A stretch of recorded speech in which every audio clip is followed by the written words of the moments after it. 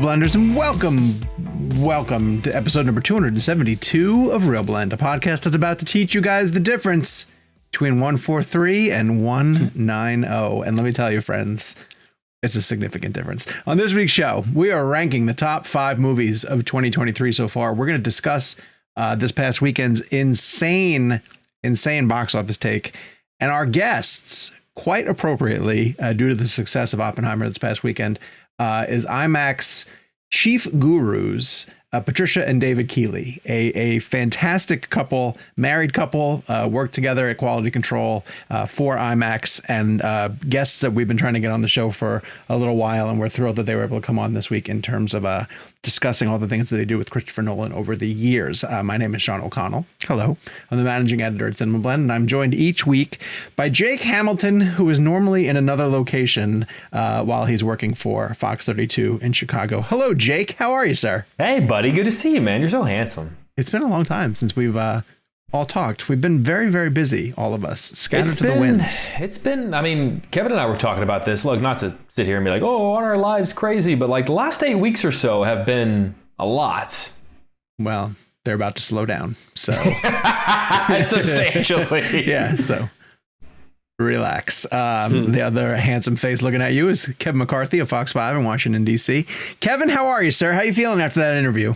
I'm feeling great. They were amazing. And for people tuning in, like the people that we have on, David and Patricia Keighley, are so important to why Nolan's IMAX and that success and kind of what the IMAX theaters and the presentation has been doing for so many years now. But yeah, it's funny you mentioned about Barbenheimer. Like on Monday, I woke up and because we've been building to this weekend for so long, that when on Monday morning when I got to work, I felt a little like I don't know. Yeah, like like the day after Christmas. Yeah, it was kind of like that scene in Soul when he finally gets to do that show and he walks out and he's kind of like he's not fully fulfilled. He thought that was going to be the thing that was going to be everything to him. Oh, interesting. And the reason I use that is because I was so excited for this build up and seeing Oppenheimer, and now I've seen it 4 times and things like that, but it does 4 times. It does feel. We appreciate you taking a break in between your Oppenheimer screenings. It's barely been out. It's barely been out 4 days. Yeah. By the time this actual episode comes out, I will have seen it 5 times. So well, if you're listening to this, least. I've seen Oppenheimer 5 times. If it happens, would you call that an Oppenfiver? Wow. He will now. What did when we were going to go see the movie, Jake said it's Oppenheimer, which made me really laugh. That was funny. A really good one. Yeah. That bomb was by Gabe Kovac. Thank you. In the producer's chair. If you're watching us on YouTube, thank you very much for joining us. Please head down to give us a like and a subscribe. We really appreciate you guys using the comments down there below to weigh in on your thoughts on the show and give us your reviews of the different films, especially last week. A lot of people chiming in on the Greta Gerwig interview that we had in terms of Barbie and giving us their reviews of Barbie and Oppenheimer. Of course, our last 2 interviews were with, as mentioned, Greta Gerwig, and then we had Christopher Nolan on the show. So make sure you go back through the archives and find them. The page over there is youtube.com/ReelBlend Podcast. You can find us all the different places you get your podcast needs met. And you can also sign up for ReelBlend Premium, which gets you an ad-free version of the show. And this week in particular, a newsletter from me.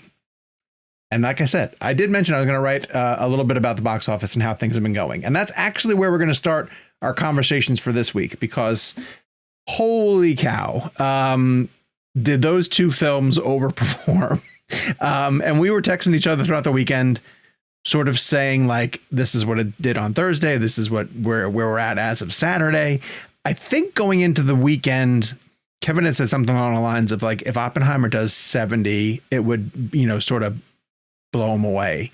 Oppenheimer ends up doing 82.5 million domestically. It does 180 million worldwide. But the story of the week is Barbie, which did 162 million domestically and $356.3 million worldwide.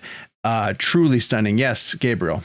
So according to Box Office Pro, those 2 combined for the 4th highest earning domestic weekend of all time and the best summer weekend on record. That's incredible. So, Kevin, I know you've been to the theaters. Michelle and I went to Barbie on Sunday, and it was so inspiring to see the amount of foot traffic that was going on. And maybe it was just because it's been so long since I feel like the multiplexes have been that busy with just general crowds. I'm not saying I got used to them being a little bit more sparse, during COVID and then coming out of COVID with people sort of gravitating back towards them for certain titles. But I even feel like, if I went to the theater to go see something like No Way Home, it wasn't like it was this past weekend. This past weekend was really a throwback to when you would have 5 blockbusters performing at one given time and everybody was coming out to go see something. But what was most remarkable too is just to see the number of people who were dressed in pink or who were waiting their turn to get into that giant Barbie box, to get their picture taken so they can post it on social, which is really funny if you watch the movie, because getting into the box is not something that's recommended by the character. And yet the studio wants you to do that as you come out. So I just, aside from these numbers, which are remarkable, I was just enthused and really, really blown away by the reaction I was seeing from people in the theater and people going out to the movies. We brought, 2 friends of ours who have not gone to the movies in a really long time, but wanted to go see Barbie because of the attention it was getting and just because of the way that the marketing, in my opinion, I think that this is a complete marketing win. Do you guys think it's anything other than, quality of the film, and the reviews going into it and word of mouth probably, but like this marketing phenomena of Oppenheimer or Barbenheimer is something I don't know if we're ever going to see it. I don't know if we've seen it before or if we're going to see it again for a really long time. Jackie, what's your takeaway from it all? I love talking to people about theatrical experiences, theatrical moments in time that I'll never get to experience. I love talking with, people at work about what was it like when you went and saw Jaws opening weekend? What was it like when you went and saw Star Wars? Because it's just one of those like flashes of pop culture history that I'll never know. I'll never know. You see those old great black and white pictures of the line outside Man's Chinese and Hollywood, and it's just like, God, like that would have been so cool to be a part of that moment and maybe not even realize that you were a part of that moment. And look, I'm not trying to throw hyperboles in the air when it comes to this, but like this sort of feels like one of those moments that in 30, 40 years, we're going to talk back and go, dude, remember that weekend that Barbie and Oppenheimer came out on the same day? My girlfriend and I were driving through a parking lot to get to somewhere else, but in order to do so, we had to drive by the front of a movie theater. And I guess we were doing so right as a big crowd was letting out. And not only, I sent you guys a picture, not only was that crowd flooded with people wearing pink, there was a guy wearing an old 1940s suit and a brim hat. So he either had to be dressed as Oppenheimer, or it was just a crazy ass coincidence that this guy who dressed in 1940s clothes was going to see Barbie. All I know Kevin. is that it went to Kevin. Chicago, it wouldn't surprise me. Dressed up. It really did feel like a moment. And Gabe captured it perfectly too, because there was a part of me that felt a little guilty when the weekend was over, because having had seen both, because we all did the junkets. Obviously, I didn't go this past weekend, and when the weekend was over, there was a part of me that went, "Should I have gone? Like, did I just miss out on something?" You're lamenting not being part of these historic moments, and you didn't go. You're still not going to be able to say that you experienced it. I'd seen them, and it's just also like, look, this is going to be blasphemy on this show with this crowd, with this audience, but like, isn't it nice to sometimes just have a weekend where you don't watch a movie? You know what? Yeah, I understand where you're coming from with that. And so it was great. It made me very happy, and I was perfectly happy like seeing other people do it. But I did feel, even though I'd already seen both films, a little bit of FOMO having not taken part in what seemed like a pretty cool weekend for a lot of people. Kevin, I don't know if you're aware of this, but there are days that you don't have to see Oppenheimer. They exist. Those days exist. You can just hang out. Well, I mean, first of all, thank you to all of the ReelBlend listeners who have been sending us tweets about where you're seeing Oppenheimer and how you've seen it. And I went to the theaters 3 times. The journeys people are making. Mm-hmm. Yeah. I went to the theaters 3 times this weekend. So I had the Thursday night crowd, I had the Friday night crowd, and I had the Sunday morning crowd. I'm not gonna lie, it made me teary-eyed walking into these gigantic crowds. It took 5 minutes just for the usher to tear my ticket, because I still print out my ticket even though I buy it online. I still print out my ticket and I want it to be torn. It's just something I love. And so the line just to get into the usher to tear the ticket took 5 minutes. That's cool. Wow. And I that's old school, man. That's exactly. Yeah. I remember in high school lining up and waiting and like hoping, like I'm in an R-rated movie and a friend from high school sold me the ticket and wasn't supposed to. I'm sitting there like hoping this usher doesn't ask me how old I am. Like, yeah. Can I tell a quick story? I just want to tell a real quick story. We bought our tickets on our phone and we met two friends. And when we got there, our two friends were already at the concession stand, even though I had their tickets. So Michelle and I just walked over to go meet them because they were in line. And then I realized we didn't show our tickets to anyone. I realized how easy it is to just walk into a theater. If you don't want your ticket torn, you could just walk right past the guy, apparently. I had you guys have to let me know on a scale. I didn't actually do this, but I want to know how, on a scale of weird, how weird this is. Because Jake mentions the FOMO, and I was texting you guys that I had dropped the ball on ordering tickets early enough. And so when I tried to get tickets for this weekend for Barbie, because we didn't end up having a press screening, everything was sold out, or I couldn't get 2 tickets to anything that wasn't like Sunday at 11. And so I was texting you guys of like, I'm kind of bummed that like I won't see exactly what Sean's talking about. The multiplex filled like this, because I can't remember the last time I saw that. And I stopped for a minute and I went, what if I just went and like bought a Coke? And I just like walked around the lobby and then just went home. All right, that's weird. That would be a little weird. That's what I ended on. I was like, yeah, that's too far. I'll just watch TV. That's fine. Before I know we're just touting the success of these other movies, but I do want to, while we're on a box office topic, I want to bring up some of the other ones that have played this summer that haven't had this level of success. And we have these massive franchise films that, you know, came to theaters, whether it be Transformers or Indiana Jones or The Flash, even Mission, and did not play to the level, you know, that I think we expected them to play. And so, you know, I don't think that the takeaway from this is like make original films, you know, and throw the money behind original filmmakers, while I think that that's a great idea. But what I can't put my finger on a reason why, you know, the Indiana Jones movie didn't draw people out to the theaters, or why the Mission Impossible movie had a 67% drop in its second weekend. And yet these other people came out for the original films. Do you guys have any insight or theories as to why these films aren't doing the ones that came up to this leading into this weekend didn't do nearly as well as these two other films? Well, the Mission story is easy. I mean, essentially, Mission opened a week and a half prior to Barbie and Oppenheimer. It lost its IMAX screens the day, you know, the evening that Oppenheimer opened.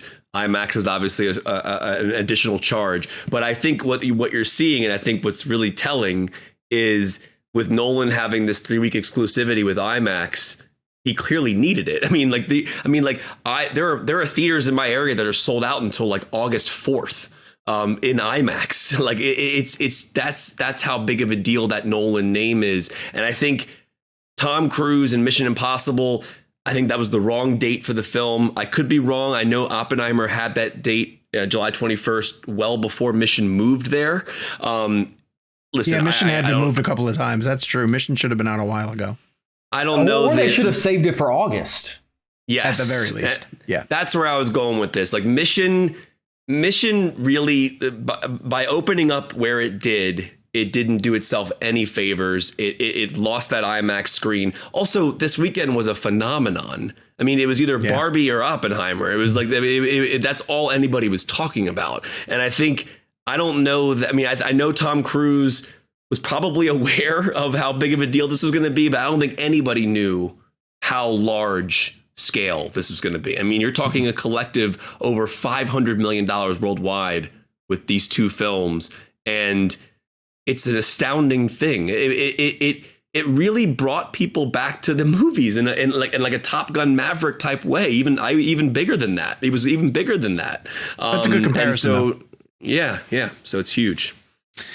All right. Well, speaking of Top Gun Maverick, which was near the tops of our year-end lists in 2022, and I kind of wish I knew the number of the episode that I could send you guys to, but go back through the archives and find out where we picked our favorite movies of last year. We are now at the midpoint of 2023. And so we thought what we would do here is reveal the top 5 films that we have seen so far this year from a ReelBlend perspective. Gabe, why don't you take the stick here and tell me how we're going to actually end up doing this? Yes. So I'm going to reveal the show's top 5 films of the year. I've done that by behind the scenes, gathering these 3 gentlemen's personal top 5 lists, again, so far. And I've aggregated some scores, similar how we do the top 10s if you've been listening to us for some years now. And I've aggregated that all together to come up with what is ReelBlend's top 5 of the year. So I would like to go through 5 through 1, and then go around the horn with each one and hear where you guys have it on your own personal list as a check-in halfway through the year. We've reviewed, I think, all of these films. Yes, we've reviewed all these films on the show, so you can hear our full thoughts if you search for that on our feeds.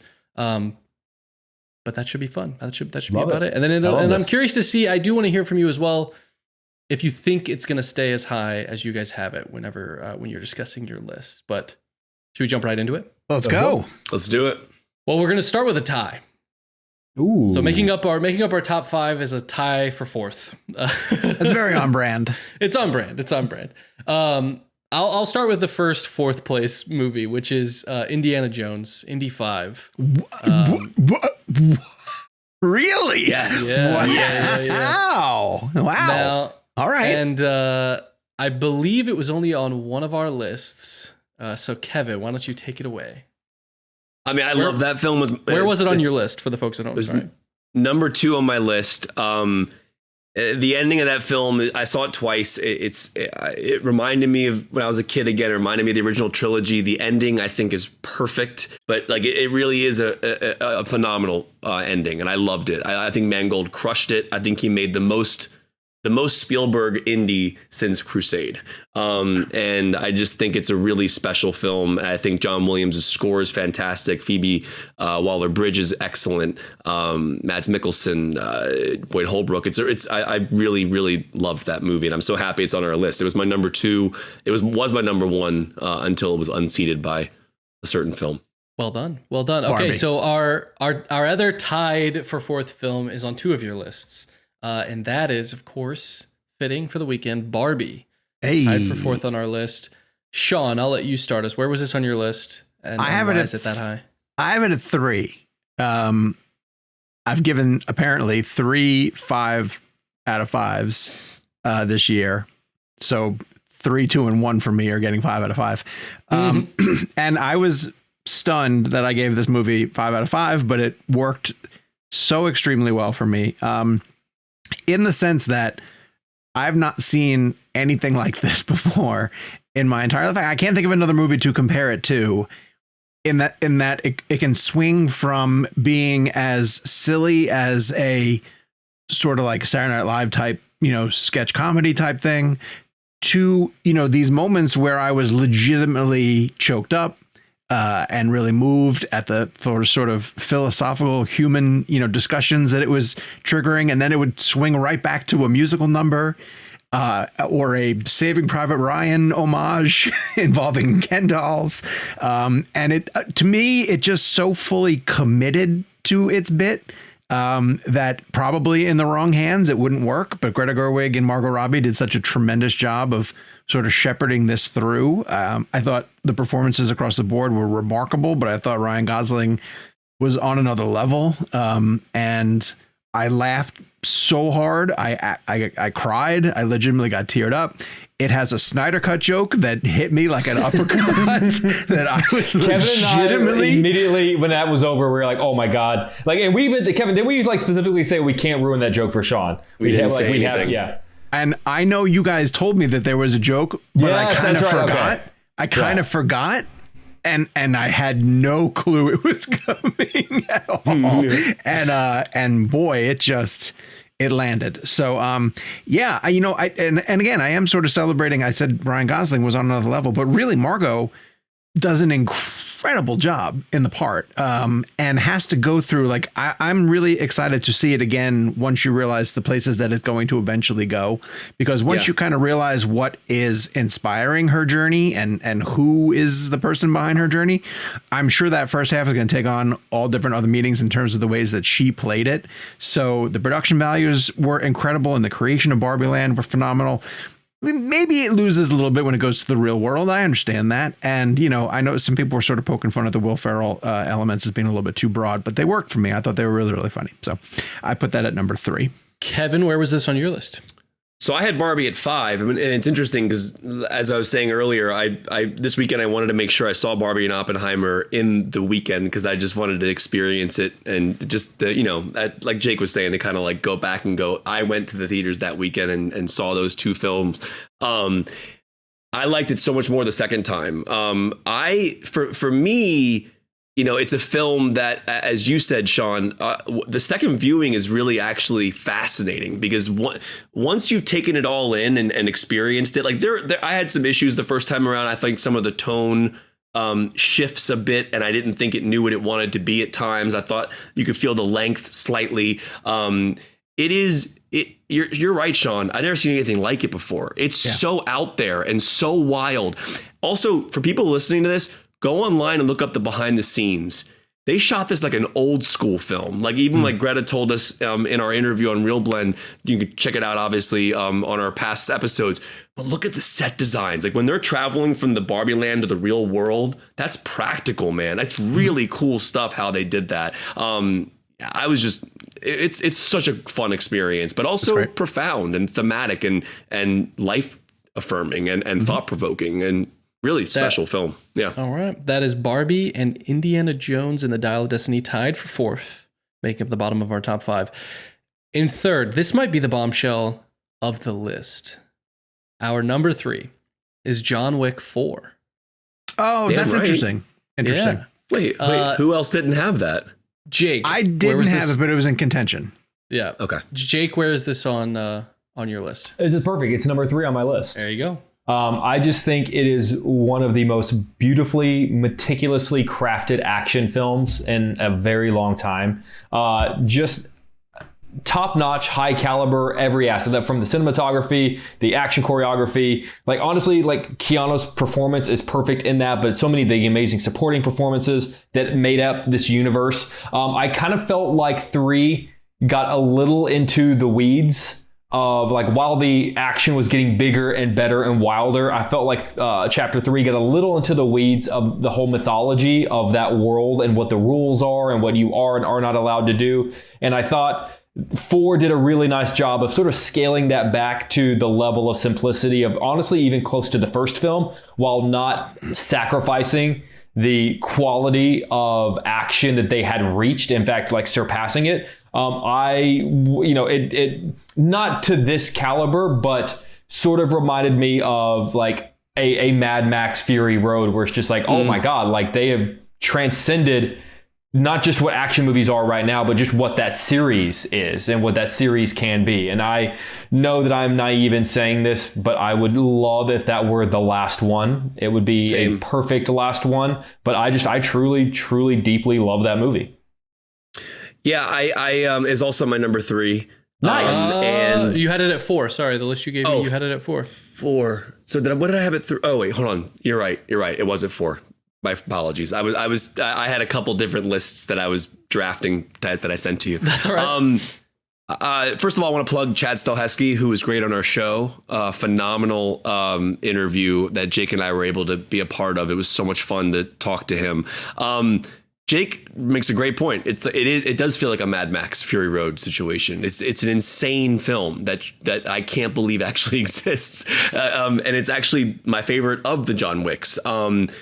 That scene with him and Donnie Yen, that the Heat homage sequence where they're sitting in the church together, basically right before they're about to duel, is just remarkable. It's like a really phenomenal sequence that I just love, that calm before the storm aspect of things. And then the staircase scene is probably one of the more immersively brutal things I've seen in a movie, where I could just feel him going down those steps if you see it in like Dolby or IMAX or something like that. So it's been a hell of a year. I cannot believe I had a hard time putting this list together, because films like Air and all these other movies that I wanted, and Asteroid City, these were all films that were floating around in my mind, past lives, that I wasn't even able to like bring into my top 5. But it's been a hell of a year so far, and we still have new Scorsese.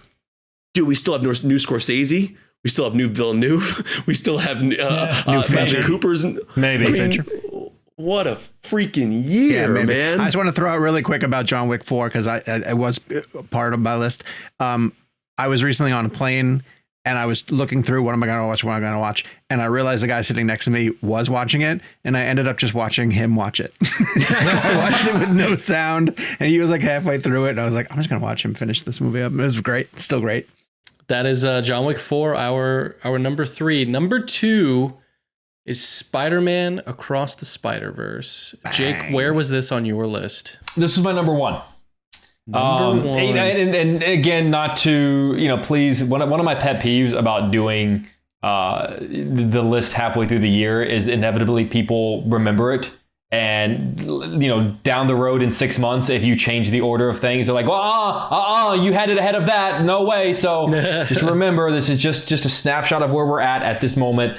But I think it's a stone cold masterpiece. I think it is one of the most incredible cinematic experiences. I sat there in the theater by myself and watched just a piece of art come alive in front of me. It looked like, if you were to be in a museum and, you see a frame of like a really nice, beautiful piece of Spider-Man art, like an Alex Ross or something. Which is a museum Sean is putting together himself. Yeah, there's a Alex Ross exhibit in Chicago right now. You look at this moment that he's created, and you imagine, okay, well, what would that scene be? This is like a 2.5 hour version of like your imagination running wild while watching a piece of art. It's just, and also like the vocal performances, it's such an incredible reminder that voice acting is just as legitimate and just as much acting as any other form of acting out there, because everyone from Haley Steinfeld to Oscar Isaac all just gave stone cold incredible performances, and I just absolutely worship this movie. All right, beautiful. Jake's number 1 so far this year. It didn't crack into Kevin's top 5, but it did make your list. Sean, where is it at on your list? Wait a second. I feel like we need to discuss that just for a hot second. It's not in your top 5? No, I love that film, but to me it's still half a film. Oh. It's still not a complete movie until I see part 2. Okay. And again, don't get me wrong, I loved it. It's a great movie. But I still struggle with the fact that it's not a full, complete film. Okay. That's just me. I put it at 2, which is remarkable to me personally, because it's essentially my favorite film starring my favorite character of all time. And I echo everything that Jake just said. It's legitimately a piece of art. There's sequences in it that blew me away, specifically the watercolors for Gwen Stacy's world. I thought the story was amazing. I thought it built on the first one tremendously. I loved the cliffhanger of where it left us. I'm so excited for the new one. Lord knows when the new one's going to happen.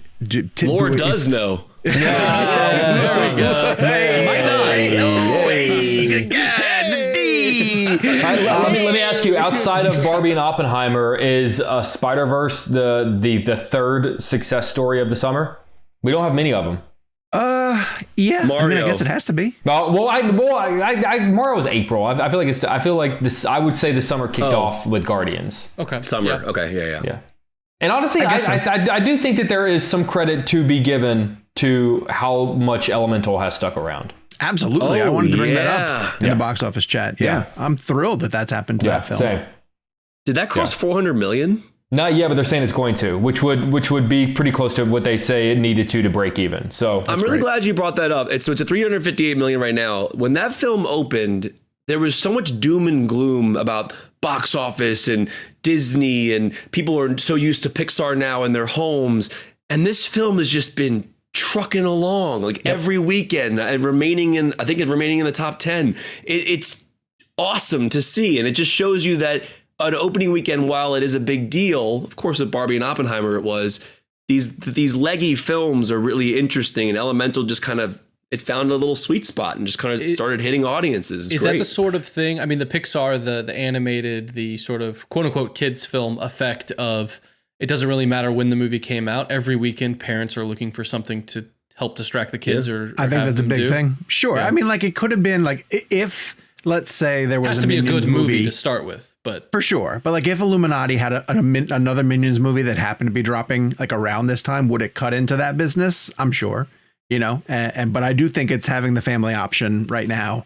And good move on Pixar's part. Illumination? Illumination? Is that what you meant? What did I call them? Illuminati, which is something. Yeah, really? Sometimes it feels that way. When they put a Minion. If the Illuminati put out their Minions movie. Yes, Illumination. Thank you very much. I was just looking at this just now. Where do you guys think, if don't look this up, if you had to guess, where do you think the worldwide number ended for Little Mermaid? Just curious. 5 something. I think 5 something. I would say below 5. 560. 560. It did well. Yeah, it did well, but did it do? That could have been $1 billion film. I was going to say 560 feels low to me. I think so too. I think Little Mermaid. I think if it had been better, could have been $1 billion film. I mean, like explain to me how. I get that one is more popular than the other, but not double popular. Explain to me how Lion King remake does $1 billion. Yeah, right. But Little Mermaid didn't. Do you think the novelty of these live action, the novelty of like telling the same story in live action is Lion King was like the tip of the spear of that sort of. And also like Jungle Book, I think made $1 billion, but like after we saw the underwater sequences in Avatar, it just made Little Mermaid. It just didn't look anywhere near as good. So I don't know if that factored into the box office, but. It's an interesting thing to think about because that film felt like it was going to be like Barbie is probably. Wait, do you guys real quick? Yes or no? Does Barbie make $1 billion? Oh yeah, yes. Easily. Yes, easily. Yes. I think so too. Okay, it'll crush for weeks. All right. Now after the tangent of all tangents, we're going to return to our top five list. And it's I think it's what everyone expected to happen.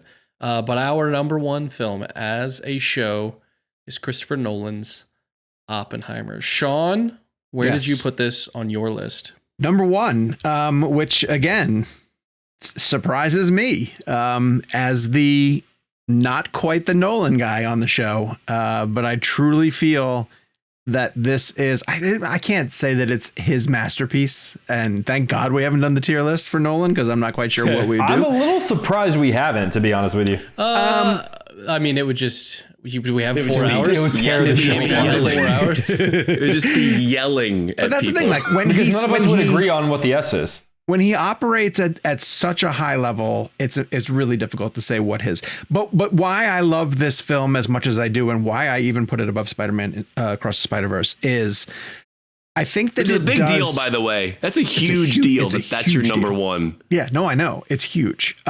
Everybody who came to play for this movie, and I've only seen it the one time, and I'm really anxious to go back and see it the second time, does exactly what they're supposed to do to the highest level that they are meant to do it.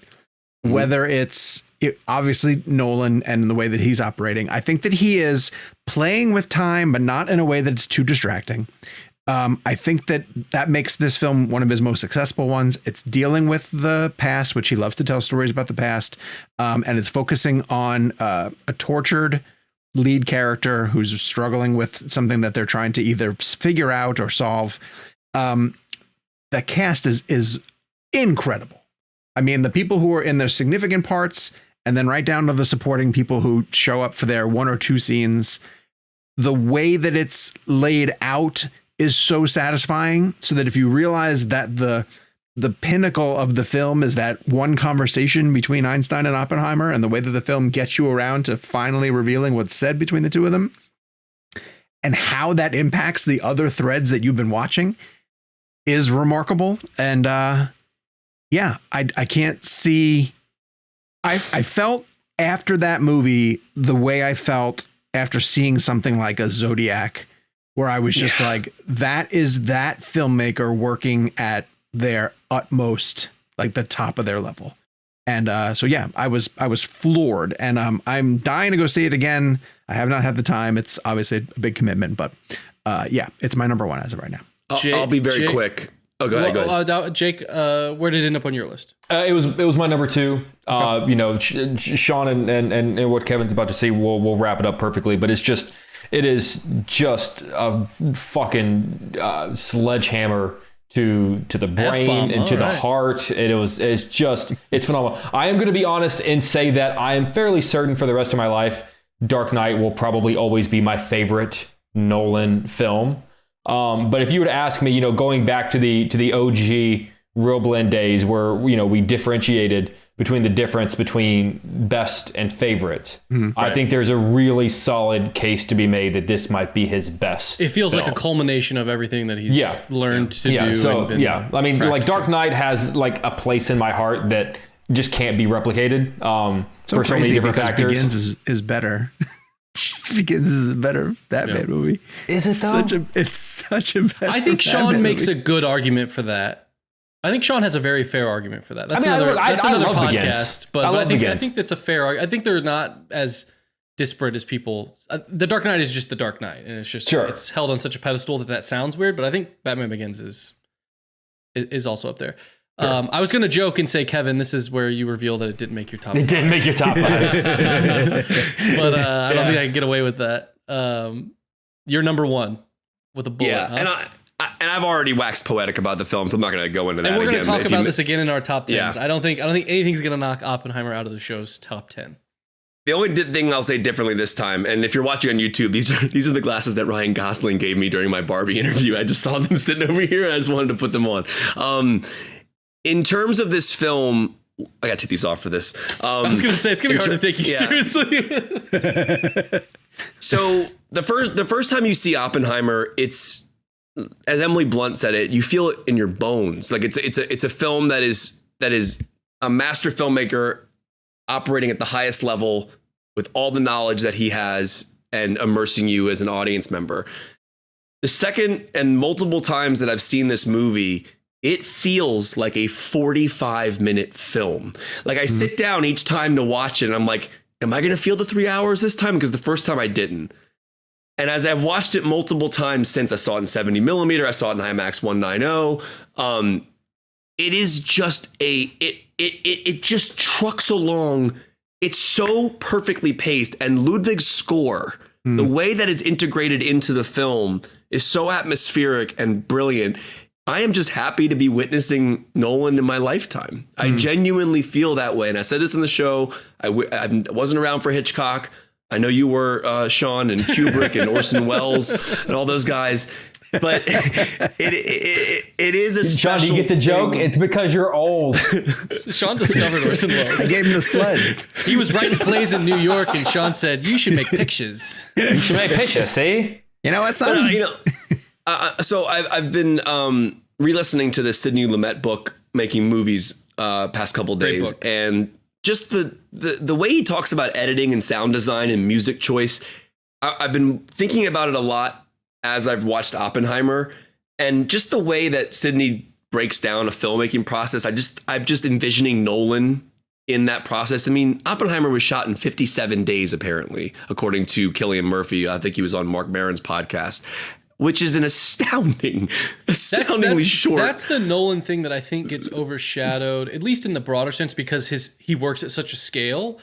I think that takes several layers for people to realize that how efficient he is as a filmmaker. How many producers and studios have said, oh yeah, he comes in either right at budget or under budget, and he doesn't take long days, or actors talking about like, it's just me, him, and the cinematographer, and maybe a grip who's helping us. Well, I think he shot, spends a lot of time planning this out before he goes to it, right? But that gives you think so how long much. he thinks about it. That gives you so much. But he doesn't come to the set like looking to find what he's trying to get.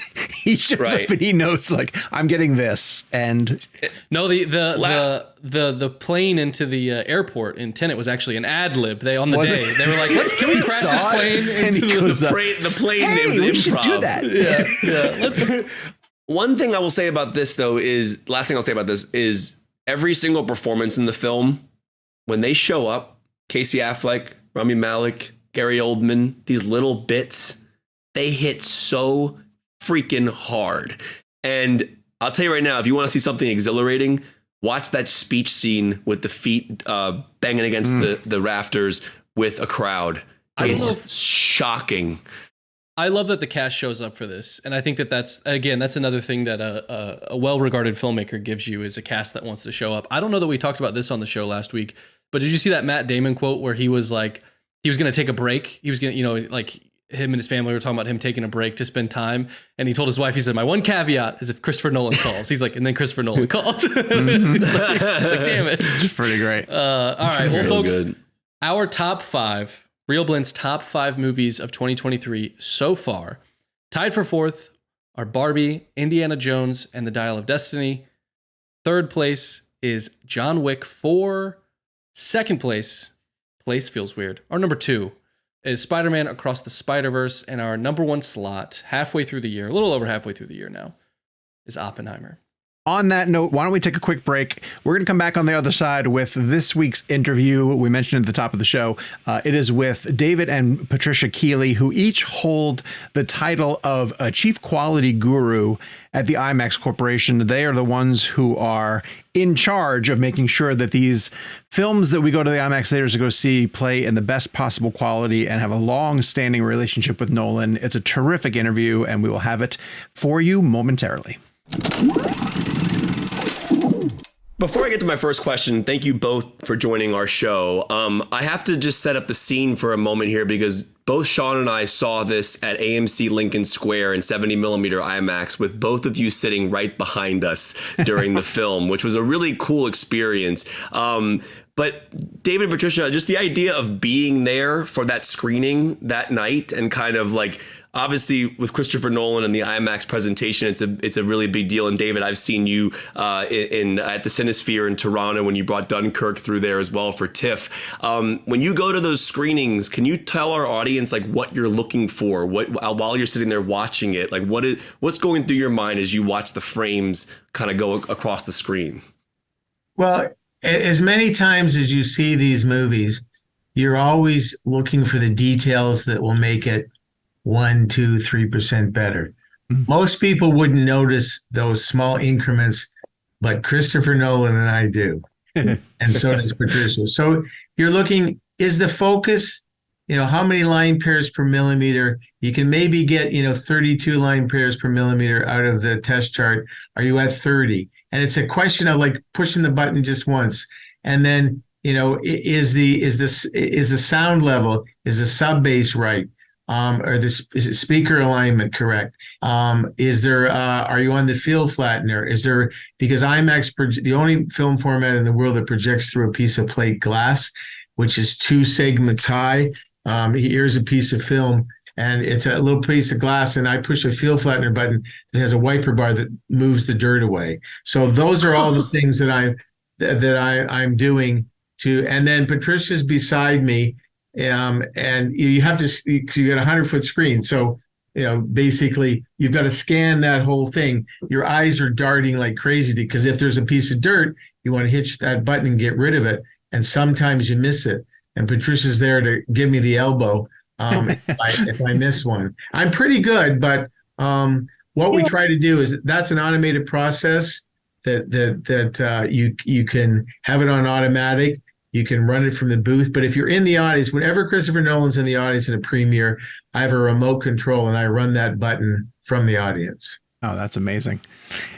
I think that to set it up just a little more, that screening that you guys were at, that we were sitting behind you, David and I have been working for, days ahead of time to make sure that screening was going to be the very best that it could. That was the junket screening. Chris was going to talk to you and everybody else in that room, or some of the people in the room, the next day. So it was super important to get you all, in front of the best presentation possible, to get everybody excited and pumped so that when you went to talk to Chris and the other actors, you had the very best experience that you had the night before. And you had, I rate stuff a scale of 1 to 10. I've never given a 10 to anything because perfection is unattainable and unaffordable, but excellence is. And you got a 9. You got a 9 out of 9 out of 10 on that one. You could have got a 9.5. And Oh, what prevented it? Okay, I'll tell you. And it was the craziest thing. If you look very carefully, let's see if I can do it here. I can't do it. But anyway, on the upper right corner, there was a little dark mark, and there was in the middle, it was just like a finger, like, oh, there you go, a finger like that, or was it that, of a dark mark. You could only see in 143, and another one over there. Okay. So, what the hell is that? How did I miss that? And I'm like sweating, and so this is really funny. So the next week, they've looked for it. They think they found it. And I come back the next week for the premiere, which was last Monday. And that morning, because I flew in from, I don't know, we'd done the San Diego Dome thing the Saturday night. And so we looked for it. We took the condenser lens out. We looked at the thing. What the heck is that? This is like the nuttiest thing in the world. We turned around and Chuck said, look at the window. I took a piece of, wiped the window. It was gone.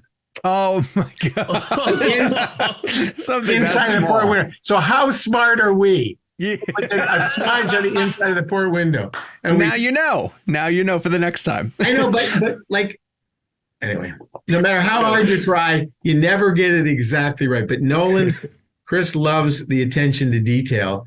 And we could have got a 9.5 that day if we'd have looked at the inside of the window. It was anyway. So, guys, there's a feature that Kevin actually did for our listeners, which is once Oppenheimer started to scream, if they sent him their zip codes, he would find the closest theater that was presenting the film in 70 millimeter IMAX. And in some cases, folks drove hours, like across state borders, to get to a location. We've had some international listeners who told us that they got onto flights in order to go find it in this format.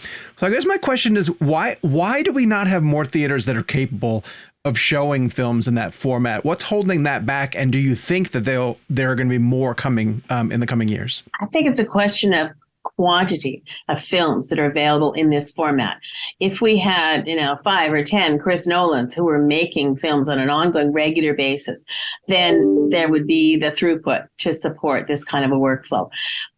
At the moment, Chris is always encouraging other filmmakers to capture on film, and more people are capturing on film, I think, than were for a while. But they're not following through that whole photochemical process. They're not creating the release prints. They're not talking the studios into the rest of that process, following it all the way through the release prints, and there's complexity involved in that. Obviously, we're dealing with equipment that is not brand new. We're dealing with having to find projectionists. We had to find a minimum of 2 projectionists for each one of these 30 theaters that were in film. And that's one of the scarcest commodities. It's not always the hardware. It's the people who are experienced. And this is a very long, 11-mile long, as everybody's been talking about. Film print, it's expensive. You don't want it to be misthreaded or have any problems with it. So we need to find experienced projectionists, and it's difficult to do that. So I think we would need more projectionists. There's certainly people who are interested in having more film, but I think realistically we need more films in that format in order to keep the business case viable for doing that, having more theaters. But scarcity is, I think you touched on, scarcity is important also. People want to see that particular version, and only 30 places in the world. But if you're passionate enough, you'll find a way to get there. Yeah, that's true. I want to bring our audience into this idea of how impactful both of you have been to the cinematic experience. And I know Batman Begins was not shot with IMAX cameras, but it was blown up for the IMAX screen. And then you get to The Dark Knight. For our audience, can you explain that relationship with Mr. Nolan, kind of how that developed? And it was the first movie ever to use those cameras for feature storytelling. It's kind of an astounding thing to think about. Well, it's very simple to figure this out. Mr. Nolan, we have to start back at Batman Begins.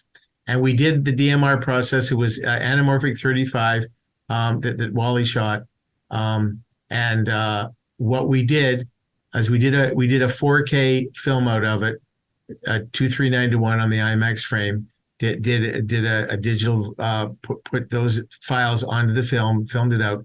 And then I got to meet Mr. Nolan, and it was 4K. And I said, Chris, I really think that we could do a little bit better. I think we could do 6K. And some people said I was nuts, like it was good enough. So he let me. I think I had to go to London to get the files, and I did 3 minutes at 6K. And was there a great difference? No, but there was a difference. And he kind of said, this company really wants to do something special. So then with the Prestige, he's getting interested. And so he wanted to know, well, okay, if I do IMAX, like how can I, so they've only got X theaters. Then I don't know, we have maybe 400 or something. I don't know. And now we have 1,782 countries. We had much less, but he wanted to make sure that we could, if you shot with IMAX, you could actually convert it into other media, like 35, and do the release. So when the guy's fingers are cut off in the Prestige, remember that shot? That shot was only shot in IMAX.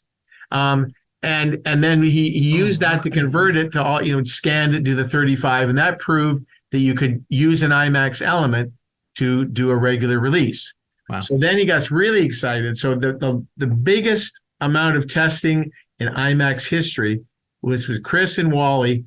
We shot for 6 months, hundreds of thousands of feet of film to see whether we could actually pull this off in IMAX. And he was considering shooting an anamorph or flat 35 so that he could get the 143 and then taking the 239 out of flat 35. And I kind of talked him out of that because it must have been to anamorphic 35. So anyway, that's how we started. And we pulled it off. And of course, that iconic shot of the building, Patricia and I were at, Howard Hughes, I think one of the first screenings we had IMAX theater. And when that came on, the audience went, you could hear the gasp because, if you haven't been a IMAX documentary person, ever seen it before, it's literally 10 times better than any piece of 35 you've ever seen. So that was the beginning. Wow. Yeah, that opening shot is just astounding. And for people who aren't aware, you can actually still get these IMAX transitions if you watch it at home on the Blu-ray or the 4K. You can get the transfer to the 178, which looks really, really good. Sean, go ahead. Patricia, the tickets to IMAX screenings in Los Angeles, let's use this as an example, are being compared to Taylor Swift tickets in terms of how difficult they are to get them.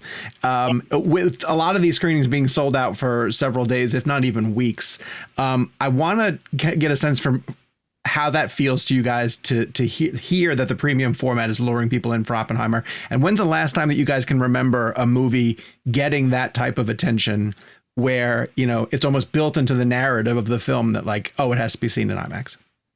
Yeah, well, Chris is so passionate about IMAX that, he's very clear that that's his preferred format that he'd like you to see it in. And not only are his fans responding that way, but, word of mouth is out there. The fantastic cast in this movie, the performances are amazing.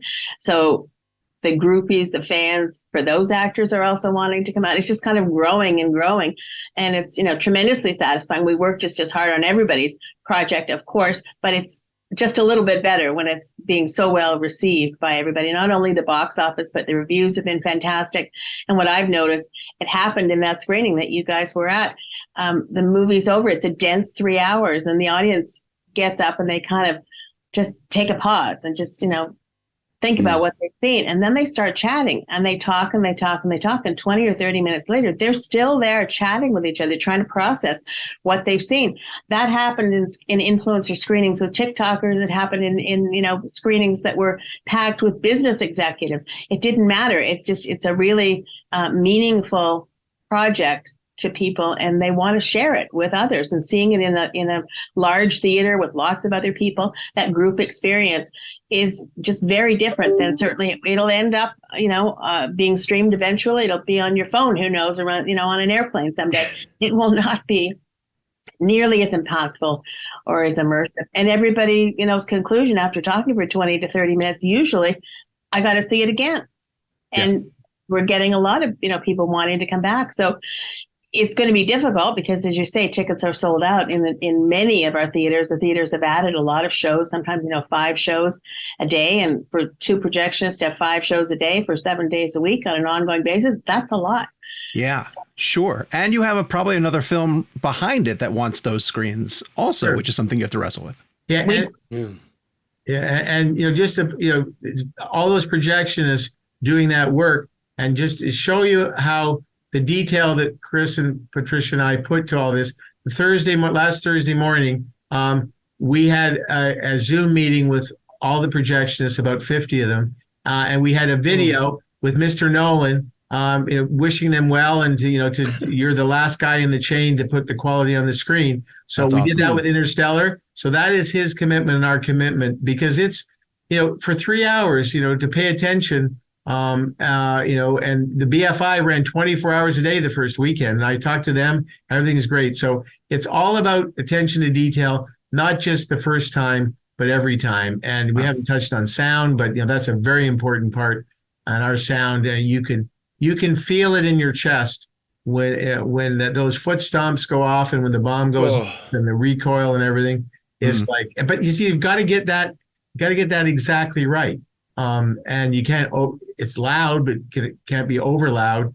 But it's a great experience. I love seeing certain filmmakers jump on shooting with these cameras. But one of the things I find interesting about these cameras is they're notoriously very loud. But as the technology has progressed, you're starting to see more dialogue scenes in IMAX, specifically the feet stomping scene as well. And I just wonder what changes and advancements have been made to get those cameras to be quieter. Has that at all evolved? And also with Jordan Peele, I think Jordan and Christopher Nolan are working on a new IMAX 65 millimeter camera, from what I've heard. I was just wondering what advancements you've kind of noticed over the years in terms of that.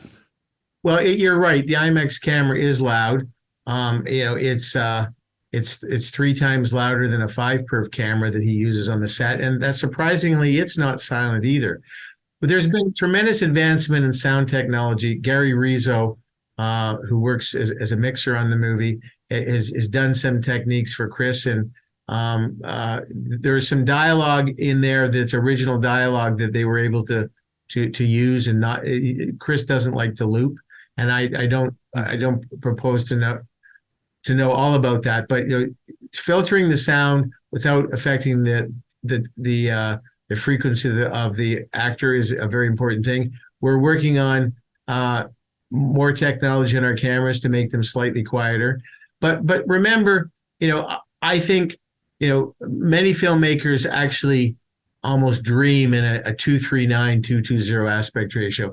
A lot of them, the 143 is kind of foreign. And I think that's okay, because those big expansive shots, you want them to be in IMAX, and they're usually outdoors. And so therefore, if you're outdoors and, you can get away with a lot more, camera sound, because you have the ambience of the outdoors, you can hide it a little bit. So I think it works, but we're working very closely with a lot of technologists on filtering the sound and ways to make the IMAX camera quiet. But it will never be as quiet as a 5-perf camera. Because it's physics. But we intend to do more IMAX, and I think Chris wants to do more IMAX also. But this movie, because of its general nature with the talking, the intimate dialogue, you're almost forced into the 220. And I think forced in a good way, because I remember many people in The Dark Knight, which had 25 minutes, I think, of IMAX. And some people swore it was all in IMAX, and some people swore it was all in 239. If you're watching format changes, you've lost the audience, I'd like to give a shout out to Hoyteman, though, the cinematographer, because I think he is a brilliant artist.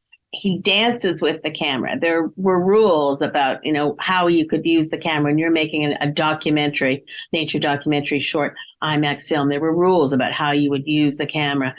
And then Wally Pfister came along, and he expanded the way the camera could be used. And once Hoyte got involved, he just picks it up, throws it on his shoulder.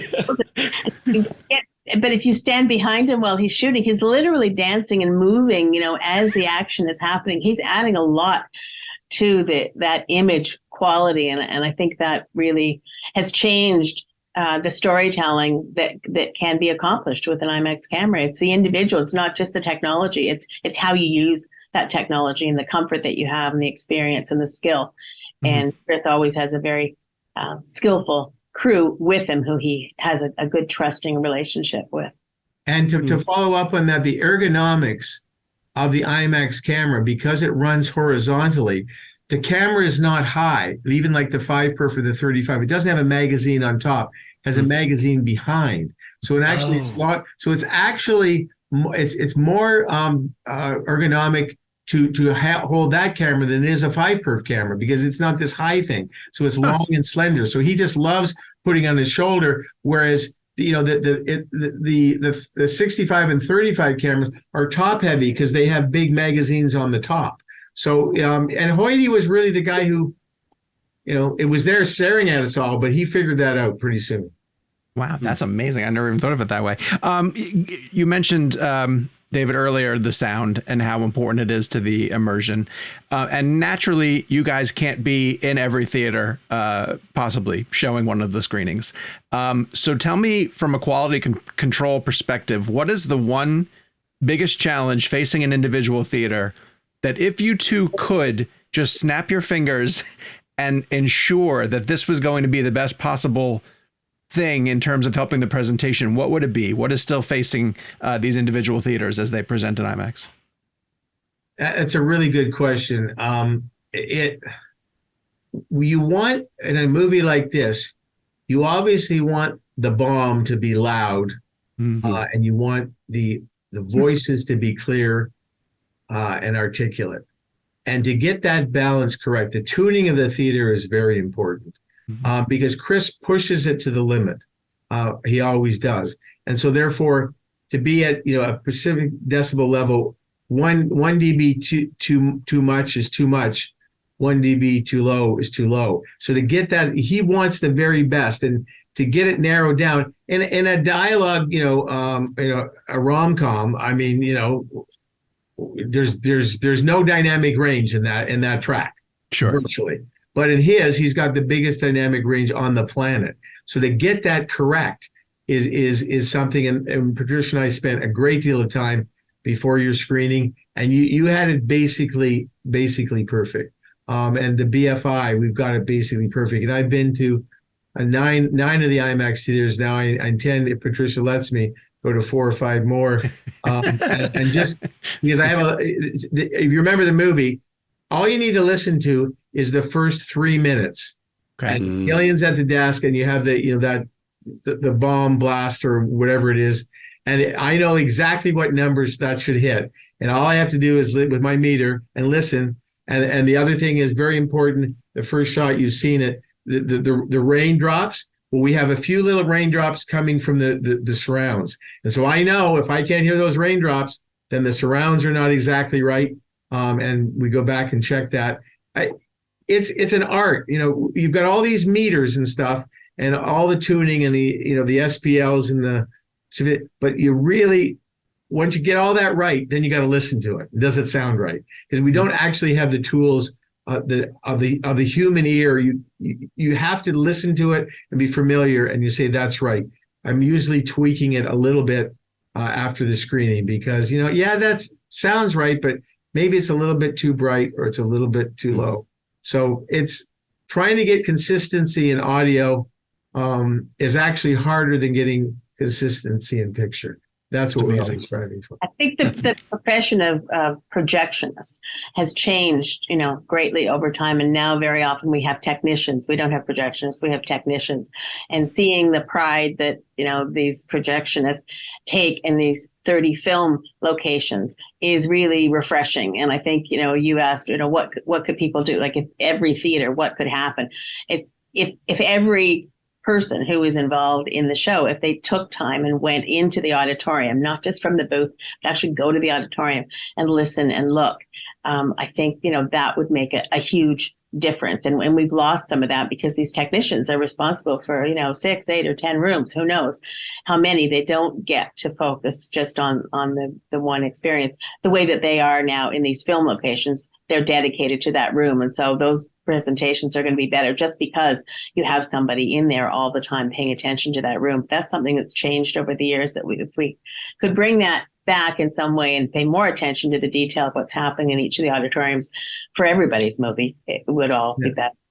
But I guess IMAX has set the standard, I think, really for cinema around the world, because we try for this high level, and people compare us, and I think we've elevated the whole cinema experience, because people say, well, that's not not as good as IMAX. Now, don't get me wrong, we do make mistakes too, but we strive for excellence, and we get pretty close. And I think that's industry, as Patricia said, is needed, because we used to have many projectionists around the world, and now with digital we don't have as many. So there's not qualified technicians going to theaters looking at it. And IMAX has a program to make we maintain our screens, and that's very important to filmmakers like Jordan and Christopher. I'll end on this because I got to bring this up. Your history together is fascinating to me. Your love of movies together is fascinating to me. And I was just curious if you could, as we let you both go, if you could tell us a little bit of your story, how you both met, how you kind of came into loving the IMAX format, and how you've experienced this together for decades now. I'm just curious kind of what this has been like for you, just on a personal level, to share this with each other and kind of have, I mean, it's really kind of a beautiful thing to have both of you on together at the same time and kind of both hearing you share your love for this format. Yeah, and our love for each other, because I mean, this was you're committed to this. It's a toss up. What's more important, your family or making movies? But Patricia, why don't you start off with how this all? I'll just say the first sentence. I was in film school at Ryerson in 1 year after we were married in 1971. Take it from there, Patricia. And we heard about this new format, this new film format that was opening up on the waterfront at a place called Cinesphere. So we were there opening day, of course, in the long line with everybody else. And as soon as the image came on the screen, I don't know if you've seen North of Superior, starts out small and it expands. As soon as it expanded, David just said, I've got to figure out how to get involved with that. I mean, I got to do this. So after he graduated from film school, I was teaching at the time. That's what was funding this at that moment in time. And David graduated the next spring and was hired by Ontario Place, not to be a filmmaker to begin with, but you start at the bottom and you work your way up. And then he became an assistant director and was a producer of one of the films. And then we started specializing, and I was still teaching at this time because that's what you do.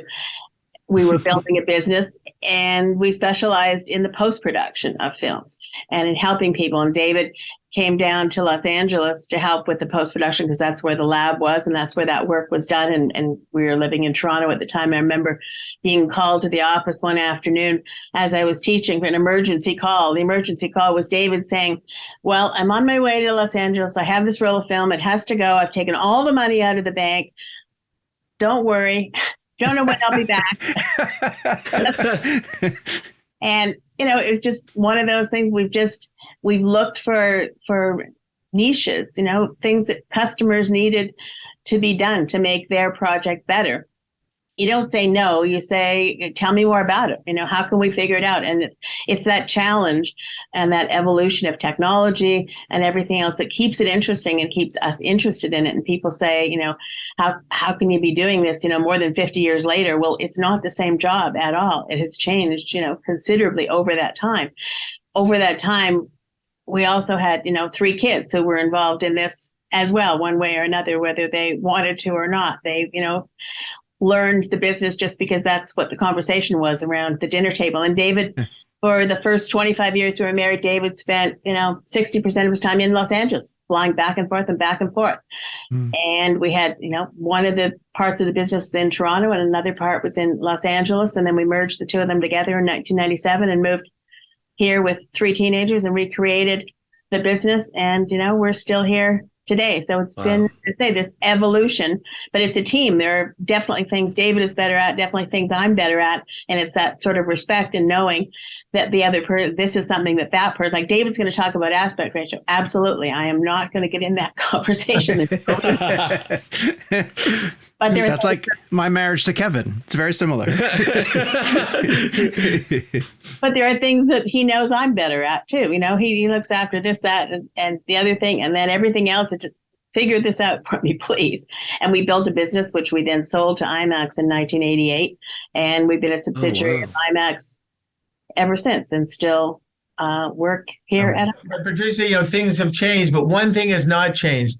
The original founders built a 15 perf 65 millimeter IMAX camera, and it's 51 years, and there's nothing still that will touch it. Now there's a new camera that's supposed to be 300 megapixels, the Sphere camera, but that's Bayer pattern, not full RGB color. It will be very good, but there's still nothing today that can capture the random warmth of silver halides, 13 times more nuanced than a pixel will ever be, going through the camera. And that's part of the love of what Mr. Nolan loves. And I think, Kevin, we've shown you, our little Patricia worked in this. I don't know whether this is our version of what's the difference between film and digital. Why can't I get this? No, it doesn't want to do it. But anyway, there. One of these, I'll just put. So there's the randomness of silver halides, and there's the non-randomness of Bayer pattern. And if I flip this, you'll see how it changes. No, there it dances. Oh my gosh! Yeah. Wow! Look at that. So that's our feeble attempt to show you the difference between digital film at the top and digital at the bottom. So it's part of our love affair as well as Chris's with the photochemical process. It's different and kind of fun. It's amazing, guys. We appreciate you both. No, I just want to say your son Jeff is the reason that we got this interview together, which is so cool. So we appreciate that. What were you gonna say, Patricia? I'm sorry, Patricia.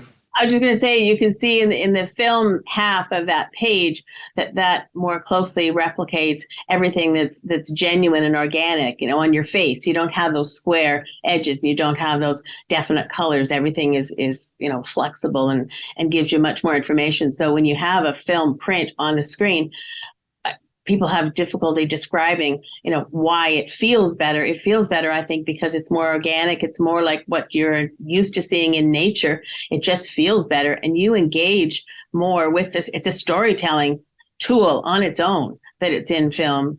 I think the audience responds to that, let alone all the magical other things that Chris Nolan brings to the storytelling.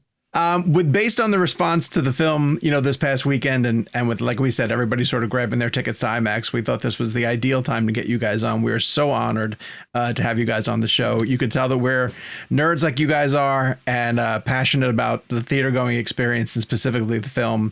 And so thank you guys so much for joining us. We really, really appreciate it. Yeah, well, thank you so much. We're glad to be part of the adventure of keeping film alive.